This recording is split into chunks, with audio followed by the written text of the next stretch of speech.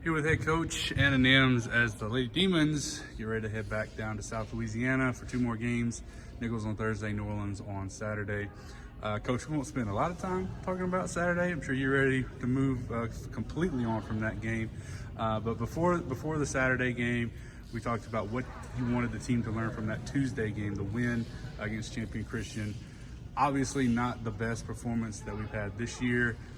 What do you want the team to learn from that game and then forget about the other stuff from that game to move on to Thursday? Really just the understanding and the acknowledgement that we did not play a good basketball game, but it was really only one quarter that really got us, and it was that second quarter. We went back and statted it, and about 11% of the time we were playing successfully, and maybe it wasn't, that doesn't mean we scored out of it, just maybe we got good rotations, we were where we were supposed to be, so we were really uncharacteristic in how we played. Energy just wasn't overall good, but you go back and watch the film, it's never as bad as you think, and it's never as good as you think, and so it was good for them to watch. We were able to break it down and watch it, and ideally we see where we made those mistakes and we can take those coaching points and move on, and that's what we're hoping to see. We see where we were good, we see where we were bad, and we work hard to make those adjustments moving into Thursday and Saturday. One of the things I think just came to my mind as we were talking here, Jordan McElmore. She got the chance to play there late in the fourth quarter, made a couple shots, pulled down I think 4 rebounds throughout the game. Freshman year, she gets an opportunity to play. Talk about her performance, maybe just that Saturday, but how she's worked throughout this year so far. I think really in the last 2 weeks, she's really gotten better, and we've talked to her about that, and she's starting to maybe be a little more comfortable. And so, we've been able to see it in practice, and we wanted her to get the opportunity on the court. And, we're down in numbers. And so it's time for kids to step up. And when your number's called, it's time to be ready. And whether you're a freshman or a senior, you do your very best and you give the team what you can. And I think she did that. She did a good job. So like I said, moving into this week, we'll play Nicholls on Thursday, New Orleans on Saturday, both down there in South Louisiana. Nicholls got a thrilling win at New Orleans on Saturday to open their conference play after losing 7 games before that.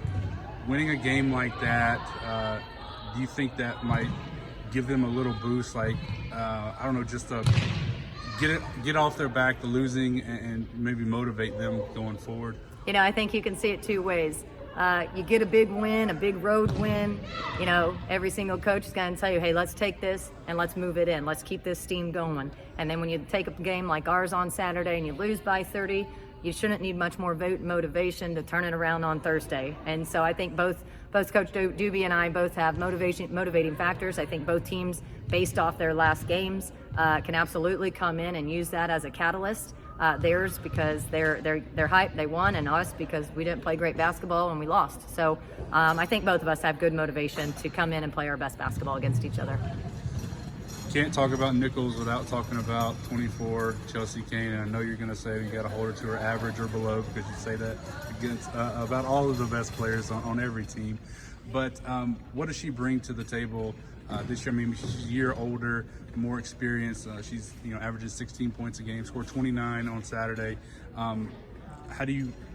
I know you're not going to tell me exactly how you're going to defend her, but just keeping that in mind to know help defense and all that sort of stuff. Yep, it's going to be a big defensive assignment, and I think that she's just an incredibly dynamic player with a great build. With the ability to do quite a few things. So it's a big defensive assignment. It's going to take a kid with a lot of grit and a lot of heart and take that assignment seriously. Whether they do one more thing in the rest of the game, they take that assignment and make it their own.